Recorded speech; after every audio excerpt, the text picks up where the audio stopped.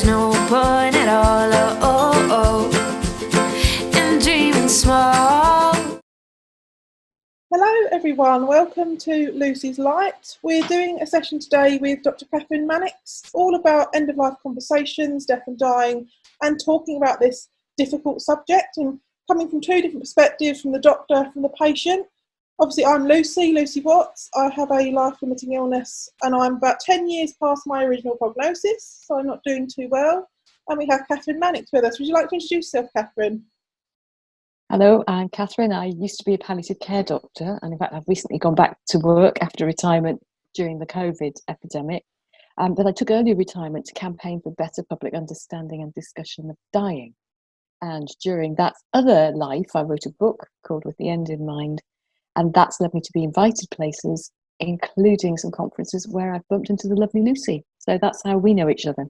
Yes, and it's, we both come at the same issues from a different perspective, and we're both very positive about talking about death, wanting people to talk about death. And I think it'd be good to kind of discuss today our different perspectives, our different experiences, and how we can support other people to have these conversations, to feel confident and know that actually there's no right way to do it. There's so many different ways you can approach it at different times with different people, but it's about doing it what's best for you, but having the confidence to have those conversations. So, Kathryn, what would you say are the most important things for you about an end-of-life conversation? How would you kind of introduce the topic to people? I think one of the things that's really important is having an honest conversation with somebody. So for me, it would be with a patient. So, and see that patient as a person. So since my very earliest days in palliative care, all of my patients have called me by my first name, apart from those who just felt that was too awkward. And I think that conversation then becomes much easier because we're people to each other and it's not a power relationship. And so one of the things that I'm trying to get people to think about is what's important to them, what matters to them now, so that their quality of life now is the best it can be. But because we're not being silly and pretending that this isn't an illness that will progress, we'll also talk about as things change and as the illness does whatever you predict it to do, which is different for different illnesses, how will you maintain the important things?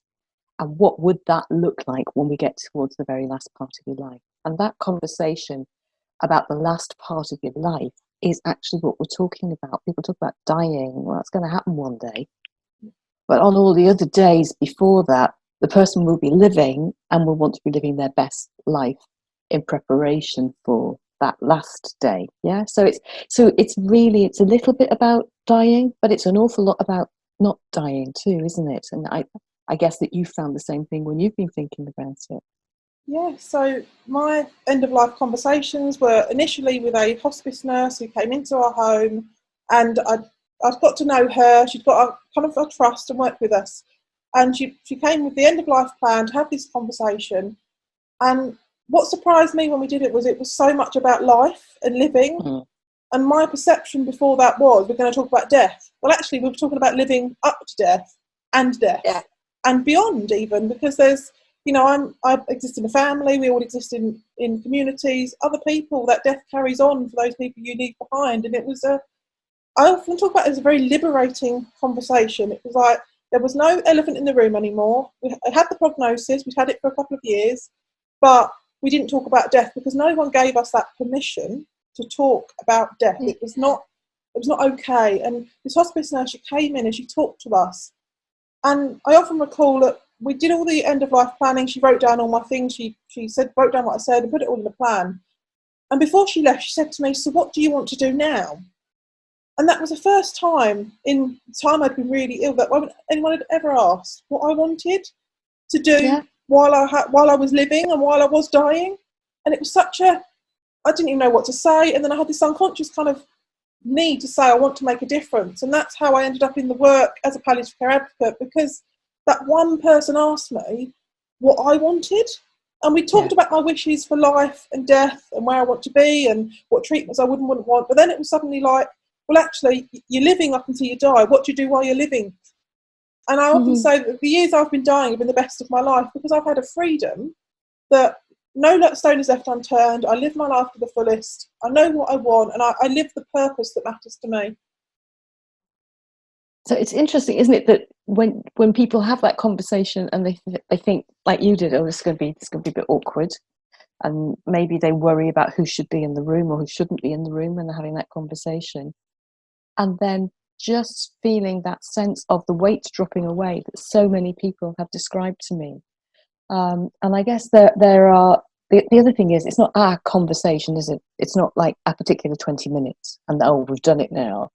It's a process of thinking, setting up some ideas. Oh, you might want to think about this aspect of things. Why don't you have to think about that? And next time we get together, we can talk about that as well. Or you hear something on the news, or you see something on the telly, and you think, oh, well, next time that hospice nurse comes, or next time I see Kath, I'm gonna talk about that too. So it's not like a once and for all conversation, and our minds change. And I've completely rewritten plans with people where early on in their illness these sorts of things were important, and then later on actually that's not quite so important anymore. And particularly for people where major life things have changed. Somebody who wanted to not have any treatment, any messing around, so they became much more poorly, then discovered that their daughter was pregnant. Well, they just wanted every possible treatment to be alive for as long as possible in order to meet this baby. And that's fine. So we change all the plans, and that's absolutely great. And we've got lovely photos of them together with the baby. And that's all she needed to do. After that, she said, well, I'm going back to having a DNA CPR order now, Okay, yeah, that's absolutely fine. We'll write it all out again, because it's a process just like the rest of life. It's a process. Because we don't set our plans when we're young and stick to them for the rest of our lives. We all change. And I know my own perspective, when I was 17, I did my first end of life plan. I was for CPR, definitely, do everything to save me. Well, things have changed. For me, if I've got to the point where my heart has stopped, the chance of me surviving back to a quality of life is so poor. And I just think, actually, if I was that poorly that happened, A, there's probably not much chance of me surviving, but B, the chance of me being the Lucy with the life that I love is so slim. So we're now putting that in place, because but 7 years ago, 8 years ago, or 9 years ago now, that wasn't an acceptable option for me, because I wanted everything done. Now I know a lot more, I've done a lot more work, I've had a very different perspective on life, and I just think it seemed like an advanced decision. What I would put in that has changed, because before it would have been, for everything, minus a few different procedures. Now it's kind of like, actually, I'd want these in these circumstances, but actually, if I'm going to be in a prolonged disorder of consciousness, I really wouldn't want to be kept alive, and I would want those ventilation and that, my TPN, my intravenous nutrition, and everything withdrawn. And with end of life planning, I think it's quite difficult sometimes, because we have to say, in the event that it might shorten my life, I have to accept that I've refused those treatments. And I've always said, for me, I would rather die a little bit too soon than be kept alive in a situation that would be intolerable to me, not only because that wouldn't be what I would want, but because my family would live with the knowledge I was being kept alive when they know I would not want to be. That's a burden they would have to carry, knowing that they couldn't fulfil my wishes. So having that all in paper gives me that chance to have some control over something we have no control over. And that control is very important to me.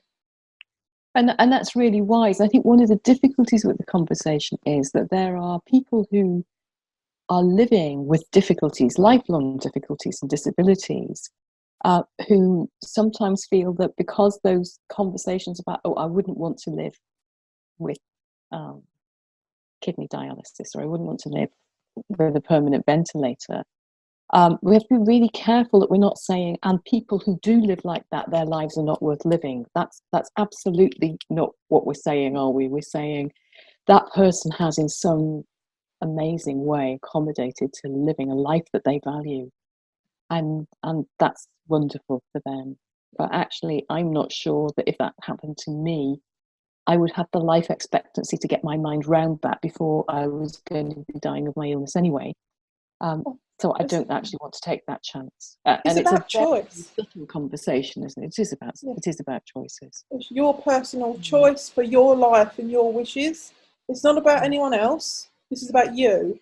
What is intolerable to you, not to society. And because I had a conversation with someone recently about this, and I'm not saying that a life in a nursing home attached to ventilators without quality of life that I would consider quality is not worth living. For some people, they are quite happy with that. You know, people make the best of whatever situation they live.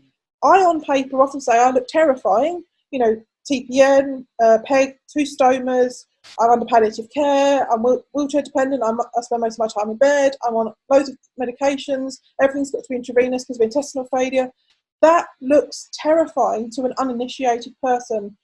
And that's what is important to me about my end of life planning, is saying, this is quality of life for me. Don't make a snap judgment about what you think my quality of life is. This is my quality of life, and that is captured in my advanced decision. It's got a long section about what quality of life means to me, so that when people are making that decision, they've got my wishes at the forefront and my thoughts and what I constitute quality of life, because I've got an amazing quality of life. I do so many things, but to someone that just looks at it on a piece of paper, if I'm in IT or resus or whatever, they're going to think, well, that's not worth living, but they don't know me. And I often take in photographs to hospital admissions and I put them up around my bed, because I think it really helps people to see the person outside of that context, to see me living life, getting my MBE, giving a speech. And I often have the staff say, it's so lovely to see people at their best, because we only see you at your worst. Yeah, I think that's a really great idea. And it's something that I love at the hospice, is that, you know, people have got their family photographs around them and they're in them, you know, doing things and being them, and they haven't got pajamas on. And, you know, it's really lovely to see who they are, absolutely, at their best, surrounded by their beloved people. It's fantastic. And we all want to be seen who we are. Sorry, we all want to be seen as who we are and what matters to us, and we live our lives according to those wishes. And it's how we can convey those wishes and those lives and those, you know, the enjoyment of life to those who are caring for us in a situation where they see a very frail, very weak, very, you know, symptom burdened person who might have lots of interventions. It's like, hang on a minute, they're a person with a life, with a family, with a community, and they love their life. And we must think about their wishes, not the patient, not bedroom, the bed number or whatever. It's just, who are they and what matters to them. Yeah, you're absolutely right. So when your palliative care nurse came and kind of turned the key for you, that this is something we can talk about, and actually talking about it, what's lovely is she said, okay, so we've done that. What do you want to do? When you were having that conversation, who else was with you? What's the impact on the people who love you and the people around you of having that kind of conversation? My mum was with my hospice nurse, my palliative care nurse, and I in the room. And I think when Bev, my nurse, broached the conversation, I think my mum very much felt she would be out of the conversation.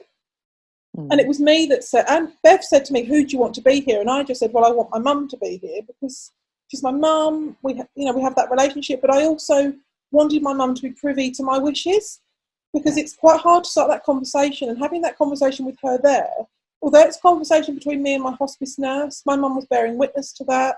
She could also understand my wishes in a way where that conversation was being prompted to think about different things. My mum could take into account of that information, and I know she found it very hard. She didn't probably say as much as she probably would have normally in a normal conversation with my hospice nurse, but I think for her, it was just important to know. She didn't really want to talk about it. She didn't want to dwell on it, but she just needed to know, and quietly took on board that information for herself. And again, for her to open up that conversation, she finds it really hard, as any parent would, to talk about their child's death, to talk about illness, to talk about suffering, to talk about all the different things that make up kind of my life. She finds that very hard. But because we had that conversation with the hospice nurse, she realised how important it was to let me talk about my wishes. And I think it gave her permission to be uncomfortable with the subject, but allow it to happen. It might not be something you want to talk about every day, and it's not something you talk about every day, but my mum is able to let that conversation happen, take on board what I say, and go away and process it in her own time. She's not a big talker anymore. She's not, she had her own health needs and her own health issues. It means she struggles sometimes to verbalise what she wants to say, but she can just quietly reflect in her own time on my wishes. And it's just that conversation, that door is open. But also for me with my family, because we have talked about end of life with my mum, with my sister, with my grandmother and my grandparents, when my grandparents were then ill, those conversations about wishes were quite commonplace. So when my granddad died, we knew, or when he was in ITU on a ventilator, we knew he wouldn't want to be kept alive about that in that situation because we knew his wishes. When my grandmother had a stroke and really was end of life, my uncle struggled with that. He wanted to keep his mum alive at all costs. But we came at a different perspective because we'd had these conversations. We knew what grandma wanted. And it's amazing how my illness has opened up the conversation for an entire family to be comfortable with that conversation. It's astonishing, isn't it, that somebody being able to have the conversation kind of releases everybody from that fear of even thinking about it. I wonder if we think that if we think about it, we might make it happen, that kind of magical thinking. Yeah. Well, I often say, talking about sex won't make you pregnant. Talking about dying won't make you die. Yeah, absolutely right. So, and sadly for me, talking about the lottery has never made me win it either. So, yeah. So thinking about that really interesting situation that you had where the family mainly knew your grandparents' wishes, but your uncle who doesn't live so close and who travelled to be there wasn't part of that original conversation just because he wasn't around. Yeah. What advice would you give then to families because families are very split up, sometimes they're on the other side of the world from each other, not just in different cities from each other, aren't they? As is in the case, my uncle's always lived abroad. So he's always out of the country and he comes back because we see him for short periods of time. But it is difficult for families because that conversation is so feared, so unknown, so, people don't want to talk about it. But I think it's opening that door and it's having those conversations. And sometimes, as awful as it sounds, you kind of slip things into a conversation that, kind of prompt people to think. And I think it's almost that kind of easing people into the subject in a way that is almost subliminal. So they don't necessarily, it's not an overt saying, I want to talk about dying today. You mention different things, you talk about different wishes. And I think over time people just start to realise that there are these things that they haven't asked you about, things you haven't talked about. And I know we talk a lot about my wishes, and I know my uncle and his wife and my cousins find it very hard to think about my death, about any death. And my aunt, my uncle's wife, she lost her dad to pancreatic cancer a couple of years ago. But she did thank us for that openness about death because it meant she was able to be more open with her own family. But it's not a sit down, talk about death, one conversation situation. It's lots of little prompts over a period of time that open that door and make that thinking. It's like you do it under the radar so people build up their level of confidence and then it doesn't become so scary. So actually what you're talking about is an attitude about dying being part of living. And just by the way, in the middle of that, that song in that advert, lovely. I would like that at my funeral. Moving on. Yeah, it's that kind of thing, isn't it? Yeah, because people think about it as one event. And, it's, a lot of things are not a single event. They're a process, like we've said. And I think it is about easing people into that in a way that feels comfortable for them. And it's a bit like, I've got friends that it's often my night carers in the middle of the night when you think of something and you're on your own that you'll say something too, because during the day you're busy. And it's about those breathing spaces, that time to think. But sometimes there is just a situation where you have to say something. Like you said, like with that song that's on the radio, or, we'll hear about a famous person that's died or who is ill or something, and my mum will ask me a question and then we move on with the conversation. But it's that slow process of building up this picture, and that's what I do with my mum, is we don't necessarily sit and talk about everything all in one go, but she slowly accumulates this knowledge and changes to this knowledge over time in a way that doesn't feel like we're constantly talking about death, but it's always on topic. It's never off topic. It's always there when it needs to be spoken. Yeah, it's interesting. So is there something families could do so that when a grandparent, a parent, a young person actually is so sick that they could be dying now, and the other thing about this, of course, is that we have people who are so sick that they could be dying and then they get better.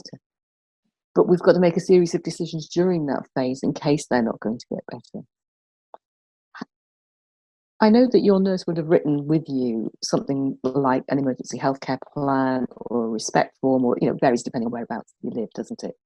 Um, but probably when you have those sorts of conversations with grandparents, and it's a kind of unofficial thing, and the family's generating their understanding, we don't make those documents, do we? So, what could we do that would help? I always talk when I'm talking to medical students about, you've got everything set up, and then the daughter arrives from Australia and says, you can't possibly do it like this, because she hasn't been in the conversation. Yeah. What can we do, Lucy, about the daughter who's going to arrive from Australia? How do we show that this has been a conversation that this person has been part of and not forced into, and these are their preferences? Do we write to the daughter in Australia at the time we start the conversations? Do we keep it written down in the fridge somewhere? Do we make videos? I don't know. What do you think? I think this is a difficult one because I think it's very individual. So for someone like me, writing it's no problem, doing a video is no problem. And actually I've been encouraged to do that by my hospice nurses, to film myself talking about my wishes, because then it's that kind of, it's me talking about my wishes in my own words. I think we do need to encourage whole family involvement in the way they feel comfortable. It's alerting people. It's medical professionals saying they're so sick that they might die. We need to think about what you want as a family, what your loved one wants, what they think about different subjects. There's a form that we've got. We can leave it, at the property, or we can send you a copy via email. You can have a little think, you can fill it out. And when you're ready, you can come to us with whatever you've written down, with whatever you've spoken about, and we can sit down and plan it. But it's giving people that space. And it's hard when time is tight to give people that space to come to terms with it. But I think what's hard is when you're in that, intensive care, and someone's saying, do they want this now or no? Are we going to resuscitate them when their heart has stopped? I think people just need a bit of time. So that pre-warning, telling them that there's going to be a chance, saying we've got documents available, you might want to look at them, I'll send them to you, just have a little look, perhaps talk to your mum about it, perhaps just have a cup of tea and think about it. It's giving people that space. But if you could do that for an entire family, so the daughter that lives abroad, the one that lives locally, the person that themselves is ill, the husband or partner, if all of those were given a copy of this document on their own to think about it, that permission is there. Then when they come together, they've all thought about that process, they've all thought about it, they can have that discussion because they've come to terms with it in their own way, in their own time. Time is the tool, isn't it? Time and tea. Yeah, definitely. Time, tea, and tears. I think tears often form a lot of part of it, and it's not always crying because you're sad. It's just a release. I think sometimes it's just it is hard. I often joke that I don't have time to die because I'm too busy. There will never be a right time to die for any of us. But I think it's we need to think about it, all of us, and I hope COVID will prompt people to think about it. But thinking about it is one thing. We need those documents in place because we need to make sure that everything is written down in a way that means those wishes can be followed in the circumstances they want them to be followed in. It's great talking about it, but talking about it isn't a guarantee that those wishes can always be followed. No, that's true. Although, of course, the other thing that we've got in England and Wales is lasting power of attorney, including for life-sustaining decisions. And Scotland has something similar, like power of attorney. Northern Ireland, I've got something in the process, but because of Stormont being, down for so long, I don't think it's actually up and running yet. And I quite like the idea of lasting power of attorney, of being able to say to somebody or a few people, listen, you know me inside out, and I'm going to have the tea and the talk and the tears with you again, just so that you're sure that you know what I wouldn't want. And of course, that's the other thing that people don't always understand, isn't it? That we can't demand a treatment, and our attorneys can't demand a treatment for us. It's all about saying what I would accept if it was the right treatment for me. So this person's heart is going to stop because it's the last thing that's going to happen as they're dying. CPR is not an appropriate treatment. We're not even going to offer it. This person's on the intensive care unit and things are in the balance. If their heart were to suddenly go electrically bonkers, we could offer defibrillation. Would she want that? how would you ever guess if you hadn't sat down and had that cup of tea and that conversation? So I like the idea of having attorneys, because I think that's probably a little bit more flexible for, whatever else life teaches us to expect. Expecting the unexpected is what we have to expect, isn't it? And I can tell everybody every permutation of everything I can possibly think about, and sod's law being what it is, something that isn't one of those will turn up.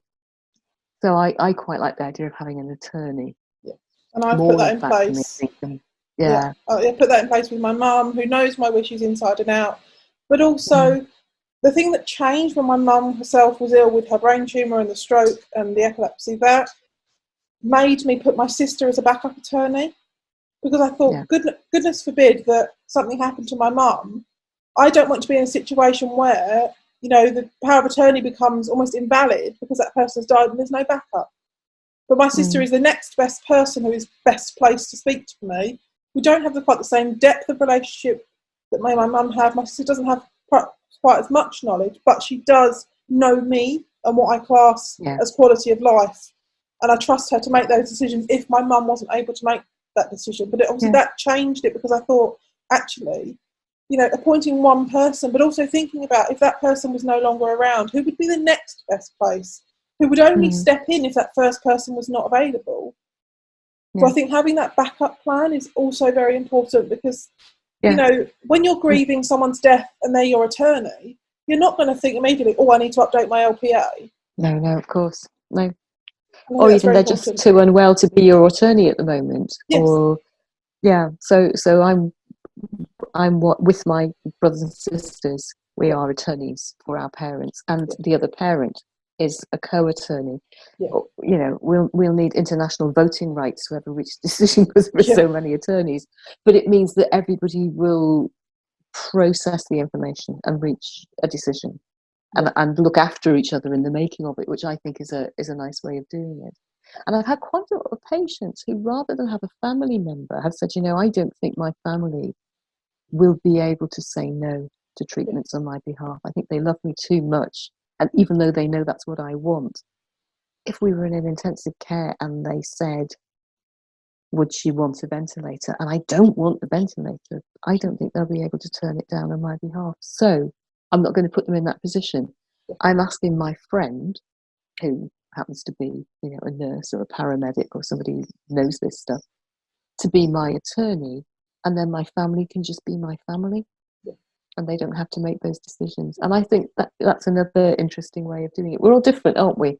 Yeah, and I think when my grandmother was ill, I did always have that in the back of my mind. Would my mum be able to separate herself from the, oh my God, I want them to live, and be like, actually, you know what, is this in their best interest? Would this be what they would choose?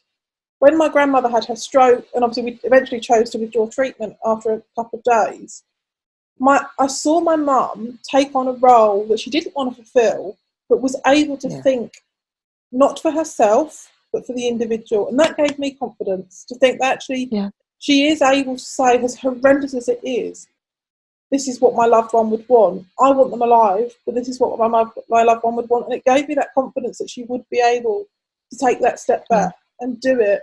But I think my mum also sees it with me as, part of caring for me. Making that decision to withdraw that ventilator, knowing I wouldn't want to be kept alive, could be one of the last loving things she does for me in my life. Yes. So it has another side of it. It can be a burden, it can be a real difficult situation, but it can also be another way of expressing that love for that person.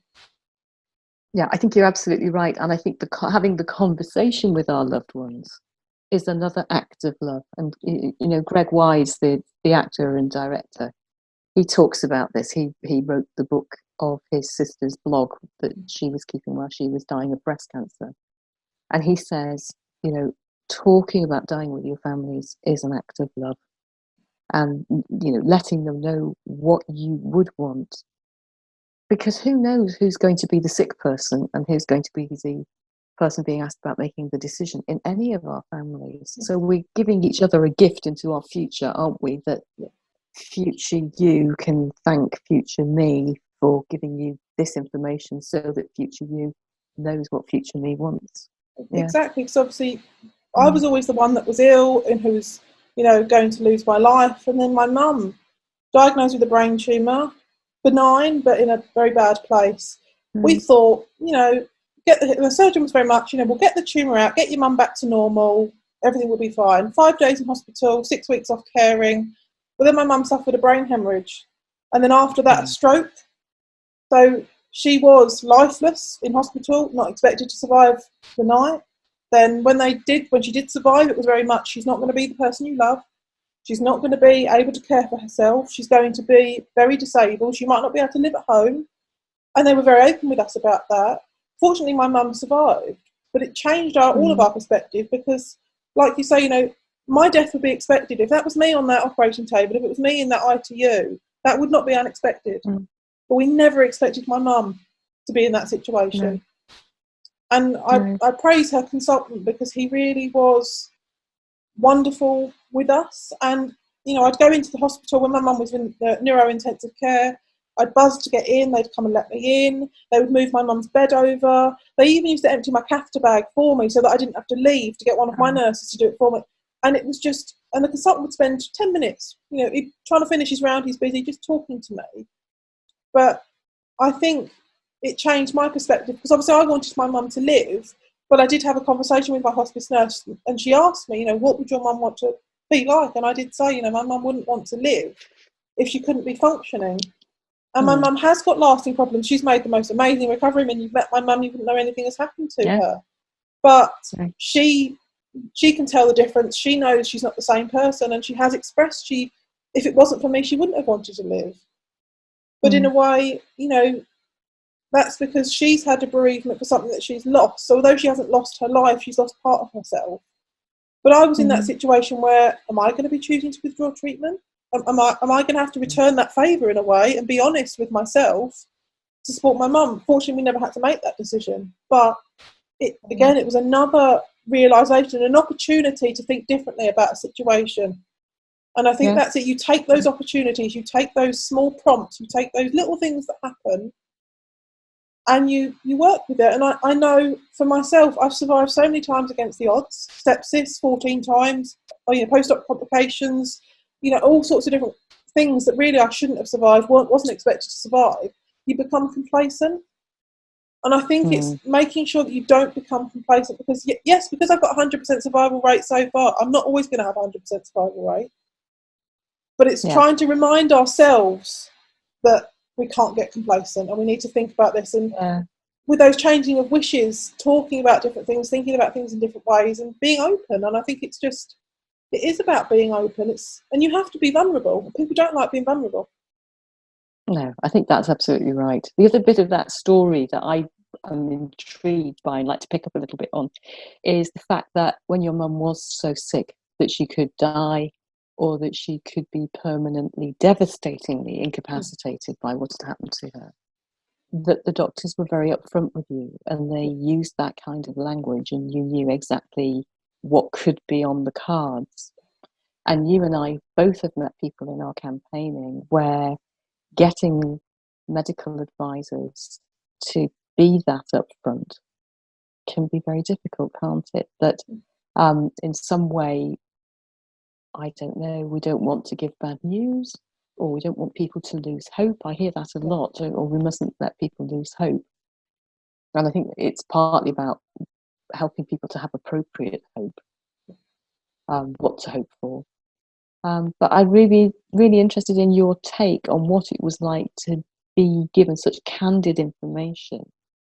Did you feel that was in some way cruel of them? Was it removing your hope? Was it giving you a platform to work from? How was it for you? For me, I'm the type of person that I need certainties. I need to know what I'm dealing with so I can deal with it. Even if that's bad news, I'd rather know the full facts, know all about it. And they gave us that opportunity to ask those questions, to have those conversations, because I knew what I was dealing with. And the hope never went, because they were always very much, we hope. They were saying, we think she might die. We think she might have, lasting disabilities if she does survive, but we hope that she will get back to the person you love. We hope. So it was like, although they were giving me the facts, they were also reminding us that we had hope. We still had to hope for those improvements. So it was the way they balanced that conversation with reality, with the negative that we were having to face, with actually, don't lose that hope. Keep holding on to that hope, but we have to accept reality as well. So there is a concern that in some way you can't be compassionate if you're giving bad news. What's your view about that? Compassion, again, it comes down to time. They gave us time. They sat with us. Mm-hmm. They let us cry. I mean, the consultant himself cried when he was delivering the news. He was so devastated, and he showed us that it mattered as much to him as it did to us that she survived. And that kind of humanness, that connection that he gave us, that yes, it was devastating. It was devastating for them, not comparing to our kind of devastation, but they were also feeling lost, a loss in that situation, because they had hoped, what they had hoped for hadn't happened, what we had hoped for hadn't happened, and we almost shared that grief with doctors. We had those conversations. They showed their emotion, we showed ours. They gave us that time, and they allowed us just to process. So probably, and I always say, a good end-of-life conversation is when the family or patient does more talking than the professional. They gave us that space. They gave us that time. But then they reminded us that we mustn't lose that hope that things will be different, but we have to accept what might be reality, what might happen. And it was that compassion and that support and that time, but that showing of emotion, that showing that it mattered as much to them as it did, showed that they had that compassion for us. They felt that loss like we did.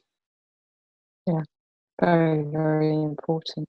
So when you think about other situations, so situations where people are reaching the end of their life, not because of some unexpected surgical event, but because they've got an illness that now is reaching its natural conclusion, what would be the hope that we would put into a conversation around that? The hope would be that we make the days that you have as comfortable, as full of quality. We give you time with the people that you love. We give you time to have the conversations you want to have, to be honest and upfront about what you think about their prognosis, so they can say those last things to those people that they love. They can resolve those issues, because a lot of the pain around death is not physical. It's that feeling of missing out, a feeling of regret. It's being honest. It's saying, perhaps you need to have that, your cousin come over, or your family come in, or perhaps you need to have that conversation, and perhaps they might have revealed something to you in one of your comments. Actually, you need to say that to your wife. You need to say that to your children. Again, it's that permission. It's that permission.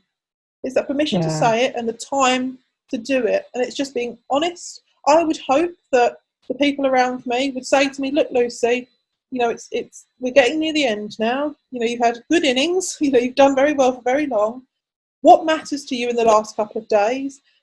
Perhaps, you ought to ask your mum, to ask your uncle to come over if he wants to come and see you. Perhaps speak to people on the phone. Maybe talk to some of your colleagues. Just would prompt that kind of, this is the reality now. This is what we're facing. But actually telling people that they have the permission to do those things, to say those things, to be a little bit selfish in a way and put themselves first, because especially parents, with a child caring for an elderly parent who's dying, they want to take care of their children, but actually it's their time to think, this is about me now. I have to think about me and say what I want to say, do what I want to do. So it's that permission. And I talk a lot about the permission. It is permission to talk about dying, permission to have those conversations, permission to, spend their last days doing the things that they want, and saying the things that they need to say. So actually you're coming back round to that adage Atul Gawande talks about, aren't you? What matters most to you now? What matters most to you now? Let's make that be the centre of our effort. And it might be, as you say, communicating with your family. It might be having your symptoms as minimally intrusive on you as possible. And again, the advanced care planning that we were talking about before, one of the things I always talk to people about is some symptoms, the treatment itself can make people sleepy. And you might want to think about, if you can't be made completely comfortable without a dose of a drug that also makes you a bit sleepy, can I have your permission to try out what sleepy feels like? Even if I wake you up again to say, how was that? or would you rather be more awake even if you're a bit uncomfortable? And just, having the honesty that it's very, very unusual that people are racked by horrible, awful symptoms at the very end of their lives. That's really, really rare. But it's not unusual to be uncomfortable, have a headache, or not be able to get your bottom in the right position, or feel you're working a bit harder than usual to breathe. That's the principal symptom, of course, for people with COVID, that they're working quite hard to breathe. And yet we find that we can turn that breathlessness off with just a little dose of morphine's what we usually use for breathlessness. It's funny, isn't it? Your body handles breathlessness the same way that it handles pain, and the painkiller takes the breathlessness away. And most people, they can have their breathlessness damped down and still be awake enough to appreciate having the person that they're allowed to have with them in the hospital, because it's also strange, isn't it? But they can be with their person, but they'll be coming in and out of being sleep, just because when we're seriously, we're sleepy. And anybody who's had flu knows that, that you sleep most of the time, don't you? Even though you're going to get better, the way your body deals with illness is by sleeping to recharge their batteries. So yeah, we've almost come full circle, haven't we? But what you're saying is the conversation gives you permission to explore things. Having explored things means that when you and your beloveds are in the situation that you explored, they know what you would wish. And that the conversation itself is an act of love for your family. And it's an act of hope for the professionals, that they're saying, maybe the best hope we can give you now is that those things that are important to you are the things that we'll prioritise at the very end of your life. But it's still a hope, isn't it? And that love and that hope are the things that carry us through to being comfortably looked after at the very end of our lives. Yes. Thank you so much, Kathryn, for coming on to Lucy's Light and talking with me today. It's been a pleasure to hear your perspective, and also hear you ask me about my experiences and challenge some of my views, and also validate how somehow I feel about things is very common, and how our experiences are almost universal. We might experience them in a different way, but a lot of the same issues come up time and time again. So I really appreciate you coming on. And, well, I've absolutely loved having a cup of tea with you. Thank you very much for inviting me. All right, and we'll see you hopefully another time with another video. Thank you.